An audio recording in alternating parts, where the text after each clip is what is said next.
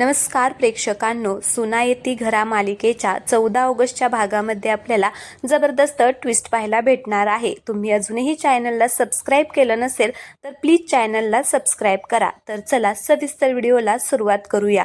आपण इकडे पाहतो की आता मंदा मावशी शिवनाथला म्हणत असते की शिवनाथ तिकडे काय तोंड फिरवून उभा राहिलेला आहे, पोरांना आशीर्वाद दे। त्यावेळेस प्रियंकाला असं वाटत असतं की आता आप्पा मला आशीर्वाद देतील आणि सून म्हणून स्वीकारतील, पण आता इकडे शिवनाथ म्हणत असतो की म्या आशीर्वाद द्यायचा। मग लगेच मंदा मावशी म्हणत असते की मग तू नाही देणार तर कोण देणार? या घरातला मोठा माणूस तूच आहे ना, वडीलधारी माणूस तूच आहे ना, तूच आशीर्वाद द्यायला पाहिजे। आणि काय रे असा काय फुगून बसलेला आहे? आता पोरांना माफ कर आणि आशीर्वाद दे। आणि लहानपणापासून मी तुला ओळखते, तू कसा आहे आणि कसा नाही ते। लहानपणी तर मी तुझं, आता मंदा मावशी पुढे काही बोलणार तेवढ्यातच शिवनाथ म्हणत असतो की मंदा मावशी मला कळलेलं आहे तुला काय म्हणायचं आहे ते, आता पुढं बोलू नको। सगळ्या मुलांना आता ते समजलेलं असतं आणि आता वेदा तर हसायलाच लागते। तिला सुद्धा आता मंदा मावशीचा तो डायलॉग चांगलाच माहिती असतो। मग आता मंदा मावशी म्हणत असते की चल चल दे पोरांना आशीर्वाद, जा रे पोरांनो त्यांच्या पाया पडा। मग आता उमा आणि शिवनाथ आता जवळ उभा राहिलेले असतात। तर आता प्रियंका आणि श्रीधर येतात आणि आधी उमाच्या पाया पडतात आणि नंतर शिवनाथच्या पाया पडत असतात। तर उमा त्यांना आता चांगला आशीर्वाद देते, सुखाने राहा वगैरे। मग आता शिवनाथ काही बोलतच नाही। तर मंदा मावशी म्हणत असते की अरे दे की आशीर्वाद। त्यावेळेस मग शिवनाथ म्हणत असतो की हा बरं होऊ दे असा आता तो आशीर्वाद देतो। तर मंदा मावशी म्हणत असते की अरे काय थोडंसं चांगलं नाही बोलू शकत का? बरं तर आहेच की तुझं आधीच सगळं वाईट, चांगला आशीर्वाद दे। मग शिवनाथ म्हणत असतो की सगळं चांगलं होऊ दे। मग मंदा मावशी म्हणत असते की हा असा जरा आशीर्वाद द्यायचा। तर लगेच शिवनाथ म्हणत असतो की उमा चला आता मला गोदामात काम आहे, मी जातो, असं म्हणून शिवनाथ आता तिथून निघून जातो। तर लगेच उमा पण त्याच्या पाठोपाठ डब्बा देण्यासाठी निघून जाते। तर इकडे आता मंदा मावशी प्रियंकाला म्हणत असते की पोरी मी ना तुझी ओटी भरण्यासाठी सामान आणलेलं आहे, चल मला तुझी ओटी भरायची आहे, असं म्हणून आता मंदा मावशी प्रियंकाला घेऊन जाते। सगळेजण आपापल्या कामाला निघून जातात। तर इकडे दुसरीकडे आता छाया आणि आईसाहेब आता डायनिंग टेबलवरती बसून आता त्यांचं काम करत गप्पा मारत असतात। त्यावेळेस छाया म्हणत असते की आई तुम्हाला सांगते, आमच्या बाई मला नेहमी म्हणायच्या की मी ज्या घरामध्ये जाईल ना त्या घराचं गोकुळ होईल, सगळं काही माझंच लोक ऐकतील। पण बघितलं ना तुम्ही इथं कसं चाललेलं आहे, मला ना कोणच किंमत देत नाही, सगळेजण मला घालून पाडून बोलत असतात, तुम्हीच तेवढं चांगलं बोलत असता, बाकीचं कोणच मला चांगलं बोलत नाही। आणि आता तुम्हाला सांगते, जेव्हापासून प्रियंकाने तिच्या सासरच्या लोकांची बाजू घेतली, सासऱ्याची बाजू घेतली ना, तेव्हापासून असं वाटत आहे की मला पण अशीच सून पाहिजे। खरंच आई मिळेल का हो मला अशी सून जी माझी बाजू घेईल, माझ्या बाजूने लढेल, माझ्यासाठी लढेल, अशी मला सून पाहिजे आहे। सेम प्रियंकासारखीच मला सून पाहिजे आहे, खरंच मिळायला पाहिजे। मी तर ना देवाकडे साकडंच घालणार आहे की मला अशीच सून मिळू दे। त्यावेळेस आता इकडे आई साहेब म्हणत असतात की छाया मॅडम जमिनीवरती या, जमिनीवरती।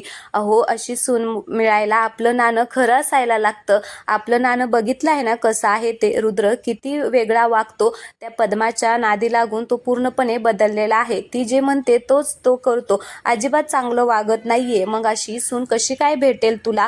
आता त्या दोघी बोलत असतात तेवढ्यातच तिकडून रुद्र येतो। मग आता छाया म्हणत असते की बरं झालं रुद्र तू आला, मला ना तुझ्याशी जरा बोलायचंच आहे, असं म्हणून ती आता रुद्रच्या जवळ जाते आणि रुद्रला सांगत असते की हे बघ रुद्र, जरा स्वतःच्या डोक्याने विचार करायला शिक। आता तुझं वय झालेलं आहे आणि आता तुझ्यासाठी एक चांगली मुलगी बघायला पाहिजे, त्याच्यामुळे जरा स्वतःच्या डोक्याचा विचार कर, स्वतःच्या डोक्याने विचार कर। त्यावेळेस रुद्र म्हणत असतो की अगं मम्मी, आपण आपल्याच डोक्याने विचार करतो ना, दुसऱ्याच्या डोक्याने कसा काय विचार करेल? आता इकडे छायाला म्हणायचं असतं की पद्मा वंश जे सांगतात ते ऐकत जाऊ नको, तुला जे वाटतं ते करत जा।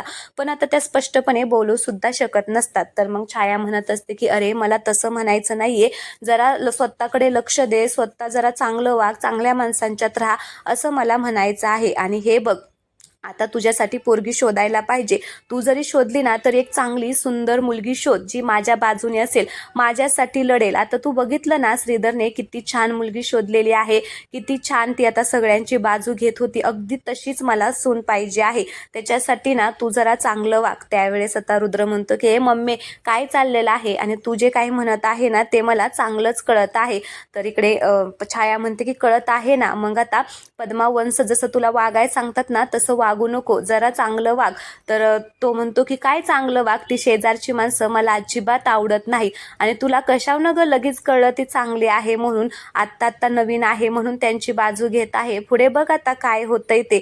आणि हे बघ आज तू जे म्हणते ना ते माझ्या भल्यासाठीच असतं, त्या शेजारच्यांना ना मी सोडणार नाही असा इंगा दाखवतो ना बघ की ते सगळे मला थरथर घाबरलेच पाहिजेत.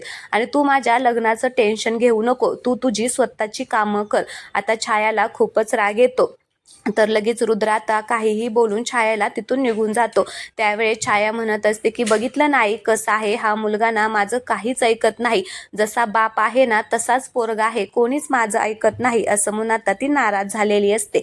तर इकडे दुसरीकडे आपण पाहतो की आता बंटी मामा आणि राघव बाहेर बसून आता शिरा खात असतात, प्रसादाचा शिरा खात असतात. आता बंटी मामा खूपच घाईघाईत खात असतो, तर राघवला ते आवडत नसतं. राघव म्हणत असतो की अरे मामा जरा हळूच खा, आणि किती खातोय. आता त्या दोघांचं तिथे चाललेलं असतं. तेवढ्यातच तिकडून प्रियंका आता शिऱ्याचा म्हणजे प्रसादाचा शिरा एका डब्यामध्ये घेऊन येते आणि बंटी मामाला म्हणत असते की बंटी मामा हे घ्या. बंटी मामाला असं वाटत असतं की हा शिरा परत माझ्यासाठीच आणलेला आहे. तर मग बंटी मामा म्हणत असतो की अरे वा, अजून एकदा शिरा आणला, मस्त मस्त. आणि आता तो म्हणत असतो की तुम्हाला सांगतो उमाताईच्या हातचा शिरा म्हणजे हा हा मी तर अख्ख्या जगाला ओरडून ओरडून सांगेल की शिरा खायचा असेल ना तर माझ्या उमाताईच्या हातचा शिरा खा, काय मस्त शिरा बनवते ना ताई. तर राघव म्हणतो की हा बरोबर, आई एक नंबर शिरा बनवते. तर बंटी मामा म्हणत असतो की तुला सांगतो प्रियंका, उमा मस्त असा तुपावरती शिरा भाजते, मग त्याच्यामध्ये काजू बदाम आणि ते दूध, साईचं दूध, काय एक नंबर शिरा करते, खरंच मला ना खूप आवडतो. आणि आता तो त्याची वाटी संपवतो आणि राघवला म्हणत असतो की राघव ह्याच्यामध्ये थोडासा राहिलेला आहे, तू खा या डब्यामधला शिरा, मी खातो. तर राघव म्हणतो की अरे मामा किती तूच खातोय, मला तरी राहू दे थोडा. आता त्यांचं चाललेलं असतं आणि आता बंटी मामा तो शिरा खायला लागतो डब्यातला. त्यावेळेस प्रियंका म्हणत असते की नाही नाही, हा तुमच्यासाठी नाहीये, हा शेजारच्यासाठी आहे. मग असं म्हटल्यावरती बंटी मामा आणि राघवला जरा आश्चर्यच वाटतं. तर बंटी मामा म्हणत असतो की शेजारच्यासाठी. त्यावेळेस ती म्हणते की हा तिकडे ही भली माणसं राहतातच की, आणि हा शिरा ना प्रसादाचा आहे, सगळ्यांना वाटलाच पाहिजे, ज्यामुळे ही शिरा खाल्ल्यामुळे तरी त्यांना चांगली बुद्धी सुचेल, त्याच्यामुळे हा शिरा तिकडे नेऊन द्या कोणालाही न कळता. तर बंटी मामा म्हणत असतात की हा प्रियंका तू बरोबर बोलत आहे, हा शिरा ना त्या पद्माताईलाच द्यायला पाहिजे, म्हणजे काय ती जरा सुधरेल आणि गोड गोड बोलेल ह्या शिऱ्यासारखी, त्याच्यामुळे मी जातो, तू काही काळजी करू नको. पण हा मी शिरा तिकडे द्यायला जातो, पण मला तू 2 वाट्या प्रसादाचा शिरा काढून ठेव, तिकडून आल्यानंतर मला एनर्जी पाहिजे ना, त्याच्यामुळे मला 2 वाटी शिरा खायचा आहे, आम्ही आलोच असं म्हणून लगेचच बंटी मामा तिकडे आता शिरा देण्यासाठी जातो. त्यावेळेस आता इकडे राघव शिरा खात असतो, तर आता प्रियंका त्याच्या जवळ येऊन बसते आणि म्हणत असते की खरंच त्या घरामध्ये ना लोक लवकरात लवकर सुधारायला पाहिजे. तर इकडे राघव म्हणतो की हा वहिनी, पण ना तू एकदम सिक्सरच मारलेला आहे, तू लय भारी आहे वहिनी, तुला बरं झालं ही आयडिया सुचली, तू सुद्धा आता त्या लोकांना सुधरवायच्या मार्गावरती लागली, पण अगं ती लोक सुधरूच शकत नाहीत. तर आता त्यांचं बोलणं चाललेलं असतं, तर प्रियंका म्हणत असते की काय हो, तुम्हाला पण द्यायचा असेल की कोणाला तरी शिरा. त्यावेळेस राघव म्हणतो की मला नाही कोणाला द्यायचा. तर प्रियंका म्हणत असते की असं कसं कोणाला नाही द्यायचा असेल, तुमच्याही कोण जवळचं असेल. तर राघव म्हणतो की अहो वहिनी काय बोलताय तुम्ही, माझ्या कोणी जवळचं नाहीये. तर मग प्रियंका म्हणत असते की हो, कॉलेजला गेल्यावरती कितीतरी पोरी तुमच्यावरती लाईन मारत असतील, पण त्यातली एखादी तरी तुम्हाला आवडत असेल की जिला तुम्हाला शिरा द्यावासा वाटतो. त्यावेळेस राघव म्हणतो की हे बघ वहिनी, मला काही कोण आवडत नाही आणि तू काही असं कोड्यात बोलू नको, खरंच तुला सांगतो मला कोणीच आवडत नाही. तर ती म्हणते की हा तुम्हाला काही असं बोलताय, पण मला माहिती आहे तुम्हाला कोण आवडतं. आता प्रियंका हे सगळं अन्विताबद्दल बोलत असते. खरं तर प्रेक्षकांनो त्या दोघांचंच लग्न होणार आहे, पण आता सध्या ते दोघे एकमेकांना खूप असं तिरस्कार करतात, खूप त्यांना वाईट म्हणजे वेगळं वाटतं, दोघांबद्दल काही प्रेम वाटत नाही. पण आता प्रियंका म्हणत असते की नाही यार राघव भाऊजी, तुम्ही खोटं बोलताय, मला माहिती आहे तुमची कोणतरी आहे आणि आमच्यापासून लपवू नका, जे काही असेल ते मला सांगा. त्यावेळेस राघव म्हणतो की असं काहीच नाहीये आणि माझं असतं तर मी तुला नक्कीच सांगितलं असतं. त्यावेळेस ती म्हणत असते की तुमच्या भावाचं होतं ते कळलं का तुम्हाला? नाही कळलं ना, आम्ही तर कॉलेजपासून एकमेकांवरती प्रेम करायचो, पण कधी कळलं का तुम्हाला? तसंच तुमचं पण असणार आहे, तुम्ही आम्हाला कळू नये म्हणून असं बोलताय ना, पण हे बघा मी तुमची मैत्रीण आहे, त्याच्यामुळे मला नक्की सांगा. त्यावेळेस राघव म्हणतो की वहिनी अगं माझं तसं काहीच नाहीये, पण जर असेल तर सांगितलं असतं, मला काही कोणी आवडत वगैरे नाहीये, मी कॉलेजला जातो आणि पुन्हा घरी येतो, माझं काही प्रेम नाहीये. आता आणि हे बघा वहिनी, मी तुम्हाला सांगतोय, तुम्ही जर आता हा विषय पुन्हा काढला ना तर मी तुमच्याशी बोलणार नाहीये बरं का, आमचं काही प्रेम नाहीये असं म्हणून आता तो तिथून निघून जातो. आता वहिनीने त्याला चांगलंच चिडवलेलं असतं, त्याच्यामुळे रागारागाने तो तिथून निघून जातो. आता तो तिथून निघून गेल्यानंतर प्रियंका म्हणत असते की अहो भाऊजी ऐका तरी, मला काय म्हणायचंय ऐका तरी. पण आता राघव तिथून निघून गेलेला असतो. मग आता प्रियंका त्या वाट्या घेऊन आता आतमध्ये चाललेली असते. तिला आता राघवचं खूपच हसायला येत असतं. तर आता इकडे दुसरीकडे आपण पाहतो की पद्मा आणि भास्कर आता टेन्शन मध्येच हॉलमध्ये बसलेले असतात. तर पद्मा म्हणत असते की एवढं त्या शिवनाथला अडकवण्यासाठी प्लॅन बनवला होता, पण सगळी मेहनत वाया गेली, सगळा प्लॅनच फ्लॉप झाला. आता ते दोघे जण बोलत असतात. भास्कर पण म्हणत असतो की हो ग तायडे, त्या शिवनाथच्या सुनेने ना खूपच मोठा गोंधळ घातला. आता तिकडून बंटी मामा प्रसाद घेऊन आलेला असतो. आता या दोघांना पाहून तो खुश होऊन म्हणत असतो की बरं झालं तुम्ही दोघे येतेच भेटला, हा बघा सत्यनारायणाचा प्रसाद आणलेला आहे तुमच्यासाठी. त्यावेळेस पद्माला राग येतो आणि पद्मा म्हणत असते की तू इथे काय करतोय, तुला कोणी परमिशन दिली आतमध्ये येण्याची. आता ती खूपच ओरडून बोलते. तर आता तिकडून छाया आणि आई साहेब सुद्धा आता बाहेर आलेल्या असतात. तर बंटी मामा म्हणत असतो की अगं हा प्रसाद घेऊन आलेलो आहे, हा सत्यनारायणाच्या पूजेचा प्रसाद आहे. तर पद्मा म्हणत असते की नकोय आम्हाला, दे तिकडे टाकून. त्यावेळेस बंटी मामा म्हणत असतो की तुला नसेल ताय खायचा तर नको खाऊ, बाकीचे लोक खातील. मग पद्माला अजूनच राग येतो आणि पद्मा म्हणत असते की काय रे, तुझी जी ब्लेड चरचर चालतीये ना, गप्प बसायचं कळलं का. आता छाया म्हणत असते की काय हो भाऊजी, हा सत्यनारायणाचा प्रसाद आहे ना, मला वाटलंच तुम्ही घेऊन येचाल. खरंच सत्यनारायणाच्या प्रसादाला कधीच नाही म्हणू नये, तो ना सगळ्यांनी खावा, तो देवाचा प्रसाद असतो ना, त्याच्यासाठी कधीच नाही म्हणायचं नाही. आता ज्यावेळेस छाया हे सगळं बोलते त्यावेळेस भास्कर म्हणत असतो की हे सगळं तुझ्या बाईनेच सांगितलं असेल ना तुला. तर छाया म्हणत असते की हो त्यांनीच सांगितलेलं आहे, पण जे बरोबर आहे ना तेच सांगितलेलं आहे, याच्यामध्ये काय चुकीचं आहे. आता पद्मा आणि इकडे भास्करला मात्र खूपच राग येतो. तर आई साहेब म्हणत असतात की दे दे सगळ्यांना प्रसाद दे. आता तो द्यायला जातो तर इकडे भास्कर म्हणत असतो की मला ना तो अजिबात प्रसाद नकोय. आणि काय गे बायको, आधीच तर माझ्या ना डोक्याचा भाजीपाला झालेला आहे, त्याच्यावरती आता तू मसाला टाकू नको, तुला सांगतोय. तुला खायचा असेल तर खा, आम्हाला अजिबात हा प्रसाद नकोय. मग छाया म्हणत असते की अहो असं काय करताय, प्रसादाला कसं काय तुम्ही नाही म्हणू शकता, हा तर देवाचा प्रसाद आहे ना, शेजाऱ्यांचं काय आहे याच्यामध्ये. भास्करला खूपच राग येतो आणि आता तो तिथून रागाने निघून जातो. भास्कर निघून गेल्यानंतर पद्मा सुद्धा आता त्याच्या पाठोपाठ लगेचच निघून जाते. तिला सुद्धा आता तो प्रसाद खायचा नसतो. ते दोघेही आता तिथून निघून गेल्यानंतर बंटी मामा आता आई साहेबांना प्रसाद देतो. तो म्हणत असतो की जाऊ दे, त्यांना नसेल खायचा तर नको खाऊ दे, तुम्ही दोघी जणी खा. मग आता तो लगेचच छाया आणि आई साहेबांना प्रसाद देतो. मग आता त्या दोघीही प्रसाद खातात. तर आई साहेब म्हणत असतात की खरंच खूप छान झालेला आहे प्रसाद, खूप मस्त झालेला आहे. तर त्यावेळेस बंटी मामा म्हणत असतो की अगं तुझ्या नातसुनेने बनवलेला आहे हा प्रसाद, खरंच ती आपल्या उमाताई सारखीच आहे.